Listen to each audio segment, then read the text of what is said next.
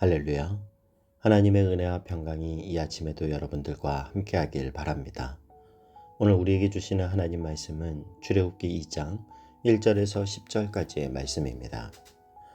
레위 가족 중 한 사람이 가서 레위 여자에게 장가들어 그 여자가 임신하여 아들을 낳으니 그가 잘생긴 것을 보고 석 달 동안 그를 숨겼으나 더 숨길 수 없게 되매 그를 위하여 갈대 상자를 가져다가 역청과 나무진을 칠하고 아기를 거기 담아 나일 강가 갈대 사이에 두고 그의 누이가 어떻게 되는지를 알려고 멀리 섰더니 바로의 딸이 목욕하러 나일 강으로 내려오고 시녀들은 나일 강가를 거닐 때에 그가 갈대 사이에 상자를 보고 시녀를 보내어 가져다가 열고 그 아기를 보니 아기가 우는지라. 그가 그를 불쌍히 여겨 이르되 이는 히브리 사람의 아기로다.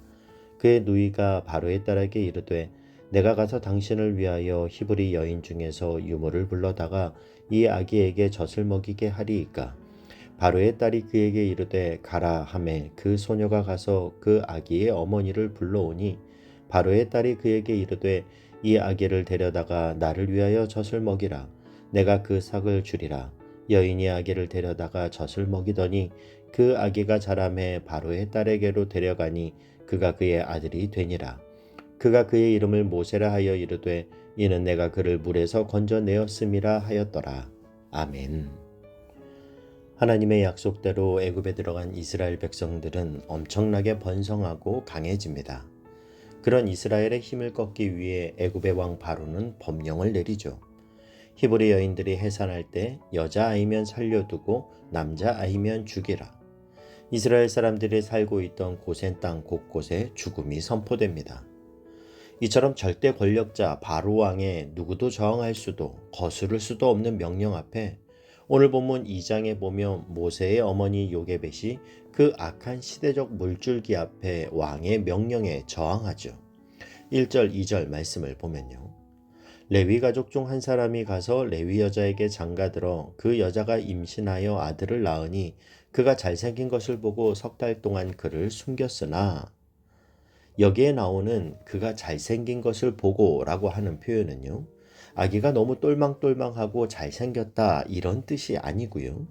이 아이에게는 분명한 하나님의 놀라운 뜻이 있다고 하는 것을 그 어머니가 깨닫게 되었다라는 의미입니다. 그가 잘생긴 것을 보고 할 때 잘생긴 것이라는 단어는 히브리어 원어로 보면 토브라는 단어를 쓰는데요.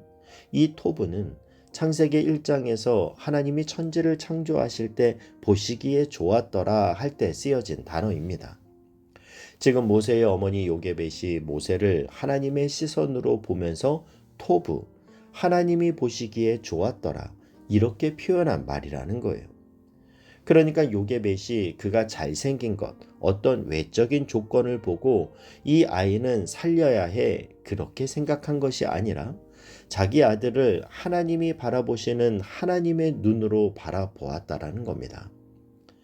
여러분, 비록 세상은 외적인 그 무엇을 가지고 우리의 자녀를 평가하더라도 우리는 우리의 자녀들을 토브, 하나님이 보시기에 좋았더라, 이 하나님의 눈으로 바라볼 수 있어야 합니다. 비록 지금은 부모의 애를 태우고 속을 썩이고 다른 길로 가는 것처럼 보여도 우리는 끝까지 하나님의 눈으로 자녀를 위해 기도하고 우리의 자녀 안에 있는 하나님의 계획과 섭리를 바라보며 하나님은 반드시 이 아이를 통하여 하나님의 영광을 드러낼 것이라는 믿음을 가져야 합니다. 이 토브, 하나님이 보시기에 좋았더라, 이 하나님의 시선으로 먼저는 여러분 스스로를 바라볼 수 있기를 바라고 여러분의 자녀를 바라볼 수 있기를 바랍니다.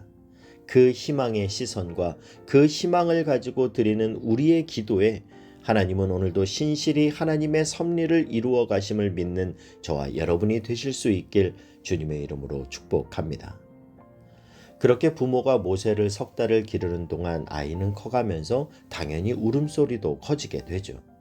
그러면서 더 이상은 이 아이를 지킬 수 없어 모세의 부모는 이 아이를 갈대 상자에 담아 나일강에 띄우기로 결정합니다. 당시 모세의 어머니 요게벳은 완전한 절망 속에 있었습니다. 그러나 그녀는 고난이 찾아오고 사방에 어두움이 임할 때 인생에 생각지도 못한 출구를 내시는 하나님의 역사를 경험하게 됩니다. 여러분, 인간의 시간 안에서 우리가 고난을 겪고 있을 때 하나님의 시간 안에서는 구원이 가까이 왔음을 인식할 수 있기를 바랍니다. 이 모세라고 하는 아이가 나일강에 버려지고 던져지게 되었을 때 그 상황은 누가 보아도 불행이었고 누가 보아도 고통스러운 아픔이었지만, 그러나 우리가 하나님의 관점에서 본다면 바로 그 버려진 사건은 하나님의 뜻을 성취하는 출발점이었습니다. 그가 버려졌기 때문에 모세는 바로의 공주를 만나게 되었고, 바로의 공주를 만났기 때문에 바로궁으로 들어가 이집트의 학문과 리더십을 배우며 지도자로서 준비되었던 거죠.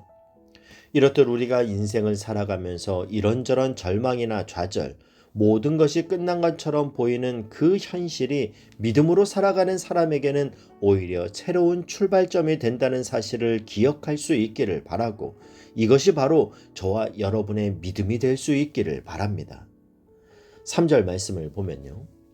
더 숨길 수 없게 됨에 그를 위하여 갈대 상자를 가져다가 역청과 나무진을 칠하고 아기를 거기 담아 나일강가 갈대 사이에 두고, 이렇게 모세는 갈대 상자에 담겨 나일강에 던져졌습니다. 우리가 아는 것처럼 그 당시 나일강에는 수많은 악어와 심지어 하마도 살고 있을 만큼 그런 무서운 늪지대였습니다. 요게벳은 이 아이의 생명은 오직 하나님께 있음을 고백하면서 그 갈대 상자를 나일강에 띄었습니다. 3달 동안 아이를 숨기고 키우며 내가 할 수 있는 최선을 다한 후에 이제는 하나님이 하실 최선을 기대하면서 하나님께 맡기고 그분에게 의탁하는 거죠. 여러분, 우리가 수영을 배우러 가면 수영 강사가 가장 많이 하는 말이 뭡니까? 힘 빼세요. 몸에 힘 빼세요. 몸에 힘이 잔뜩 들어가서 수영을 하게 되면 오히려 물에 가라앉게 되니까 힘을 빼라고 말하는 거예요. 우리가 우리의 몸의 힘을 다 빼고 물에 몸을 맡기면 그때 비로소 부력의 힘이 우리를 물에 뜨게 합니다. 요게벳은 자신의 인생을 휩쓸고 가는 고난의 파도 속에서 자신이 어떻게든 해보려고 하는 모든 애씀을 내려놓고 이제 하나님의 섭리의 물결 위에 사랑하는 아들의 인생을 올려놓습니다.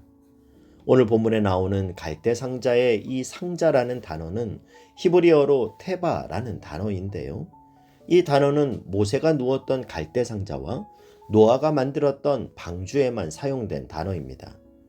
이 갈대 상자와 노아의 방주의 공통점이 있는데, 거기에는 배를 움직이는 노가 없고 배의 방향을 인도하는 키가 없다는 공통점이 있습니다.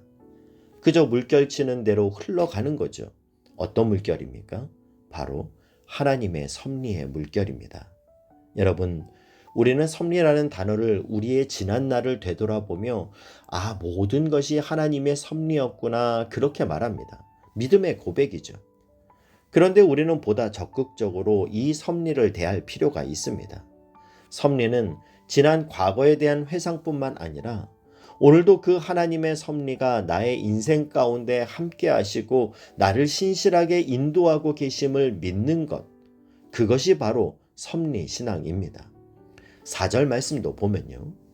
그의 누이가 어떻게 되는지를 알려고 멀리 섰더니, 여러분, 내가 모든 것을 포기하는 것과 그것을 하나님의 섭리의 손에 맡겨드리는 것은 엄청난 차이가 있습니다. 우리가 우리의 삶의 어떤 문제를 하나님께 맡겨드리고 의탁한다라는 것은 하나님이 행하실 일들을 기대하고 주목하는 믿음의 시선이 동반되는 것이죠.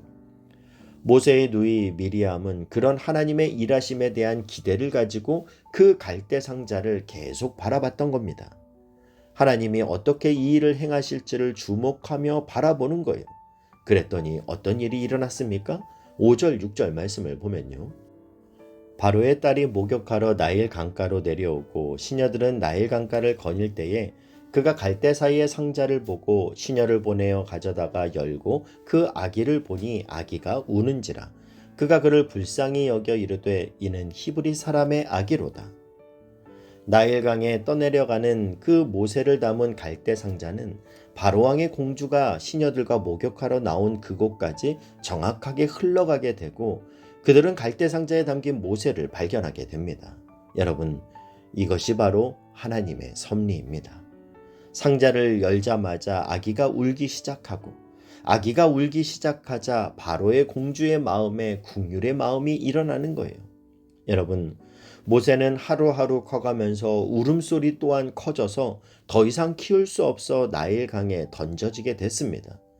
그런데 바로 그 모세의 울음소리 때문에 그가 바로왕의 공주를 통해 물에서 건져지게 되었다라는 거예요. 모세의 울음이 죽음을 향해 가고 있는 것 같았지만 그 울음이 도리어 생명을 향해 가고 있었습니다. 여러분, 이것이 바로 하나님의 은혜의 섭리입니다. 이 하나님의 은혜의 섭리. 지금 내 눈에는 내 인생 가운데 일어나는 일들이 죽음을 향해 가고 있는 것 같아 보이지만, 그러나 그것이 지금도 내 인생 가운데 역사하시는 하나님의 섭리 안에서 하나님이 이끄시는 생명의 기름을 발견하는 은혜. 모세는 죽음을 상징하던 나일강에 던져졌지만 바로 그 나일강에서 생명의 보호를 받게 되었습니다. 그렇기 때문에 여러분, 우리는 우리의 인생의 마침표를, 누군가의 인생의 마침표를 찍어서는 안 됩니다. 인간의 끝이 도리어 하나님의 역사의 시작이 됨을 믿음의 눈으로 바라볼 때 하나님은 하나님의 생명의 일들을 우리의 삶에 행해 주실 줄 믿습니다. 그 갈대상자를 계속 주목하며 갈대상자가 바로의 공주에게로 흘러가는 모습을 보며 미리암은 7절에서 바로의 공주에게 이렇게 말합니다. 그의 누이가 바로의 딸에게 이르되 내가 가서 당신을 위하여 히브리 여인 중에서 유모를 불러다가 이 아기에게 젖을 먹이게 하리이까.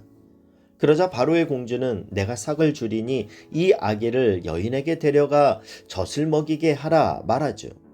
모세의 누이 미리암은 어머니 요게벳을 데리고 와서 모세에게 젖을 먹이겠다고 말했지만 하나님의 계획은 모세를 요게벳의 집으로 데려다가 젖을 먹이게 하는 거였습니다. 돈까지 받아가면서 말이죠. 그곳에서 모세는 어머니 품 안에서 히브리인으로서의 정체성, 하나님의 백성으로서의 정체성을 가지게 되었을 겁니다. 여러분, 하나님은 우리가 기대하는 것 이상으로 우리의 기도에 넘치도록 계획하시고 은혜를 부어주시는 분이심을 믿으실 수 있기를 바랍니다. 내가 기도하는 것보다 더욱 이루시는 하나님, 이 하나님이 저와 여러분의 아버지십니다. 이 주님을 바라보시고 소망 가운데 붙드실 수 있기를 바랍니다. 우리가 오늘 본문에서 또한 주목해 봐야 할 부분은요, 모세가 나일강에서 건짐을 받게 된 이유는 그의 인생 가운데 섭리하신 하나님의 은혜인데 그 은혜가 누구를 통해 이루어졌습니까? 바로의 공주를 통해서 이루어졌어요. 바로의 공주가 갈대상자를 열고 모세를 볼 때 그녀의 마음에 긍휼의 마음, 불쌍히 여기는 마음이 일어났기 때문에 모세는 강에서 건짐을 받고 심지어 애굽의 왕자가 되었던 것입니다.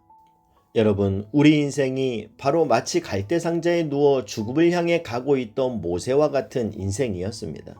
그런 우리를 하나님은 말할 수 없는 사랑과 긍휼하심으로 우리를 죽음에서 건져 생명으로 구원해 주셨습니다. 이처럼 구원의 역사는 우리를 향한 하나님의 긍휼로부터 시작됩니다. 하나님의 긍휼로 구원받은 우리는 이제 그 긍휼을 가지고 또 다른 생명의 사역으로 나아가야 합니다.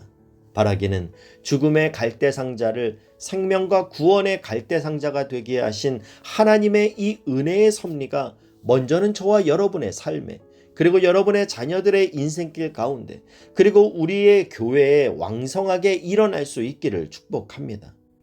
여러분, 죽음과 같은 고난의 그곳에서 눈을 들어 지금도 생명으로 역사하시는 주님을 바라보십시오.